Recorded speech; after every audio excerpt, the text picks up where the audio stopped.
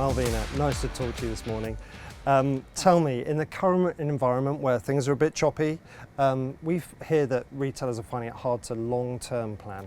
Just wonder, what does that look like from a J&J perspective? Look, 100%. We are in that exact space. A lot of the brands that we work with are fast scaling, and it's really tricky to have a long-term plan at this stage. I think long gone are the days we have a 5-year plan for a retailer, just purely based on all the economic constraints we have at the moment. So I think it's more about flexing and being able to provide solutions that work with the customer rather than rigidity.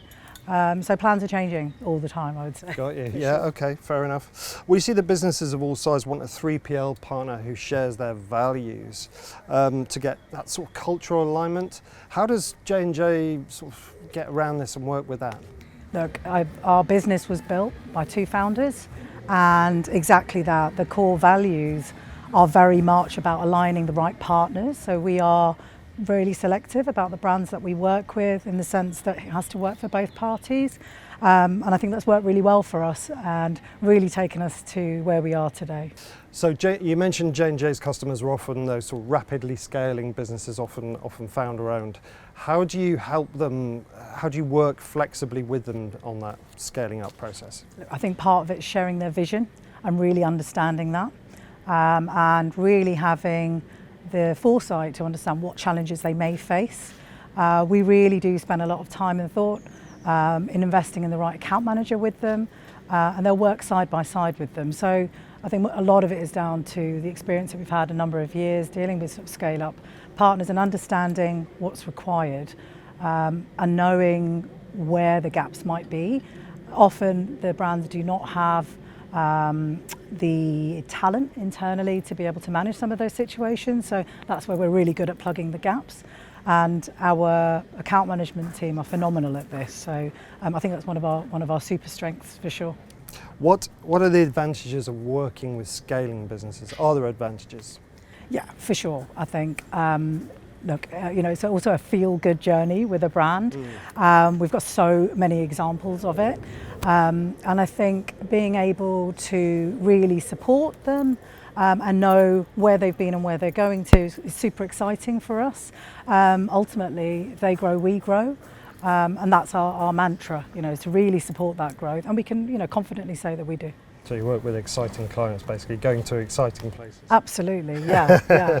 Makes sense. When's this is something we hear from brands. When is the right time? Is there a right time to engage with a 3PL? Yeah, for sure. Look, we have these conversations more often than not, and it's often when a brand is at a ceiling in terms of being able to actually do the day-to-day, so they're not able to maybe get their parcels out quick enough, they're not able to pick and pack quick enough, location could be an issue, it could well be that they're looking for a later cut-off time, they don't have the scalability to offer the final mile delivery solutions that they're looking for because they just don't have the volume.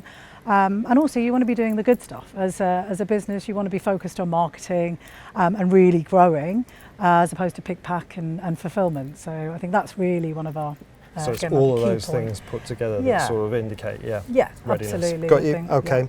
All right. Malvina, many of the brands we talk to have sustainability goals and they're serious about it, but they also expect their 3PL to really help them with this and tick some of those boxes for them. How does J&J help? We do it in a number of ways, and I think one of our brands that we're going to be talking about today, and one of the key reasons we're here to share the story, is that they told us very early on what the mission was.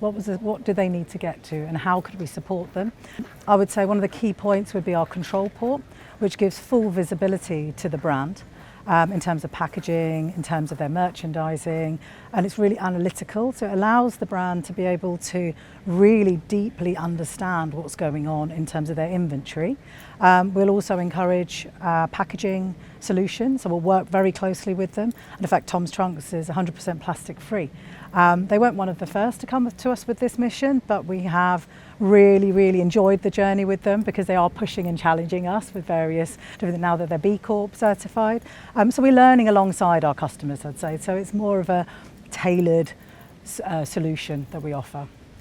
Final question, Malvina. You mentioned the portal and how the simplicity and the overview that it gives brands. How do they use that? What does it really give them? Sure. So very early on in the discussion, we'll give you a demonstration and really understand your challenge and pinch points in the business. And from that, we will give you full training on it for you to really be able to self-serve. And that's part of our ethos, is allowing you to not have to make fundamental changes to your tech. It's super easy to use. And again, going right back to our legacy founders, it was built by founders that really understand the information that you need to get out of it. And I think it's being able to analyse quickly without having to call or interact with us.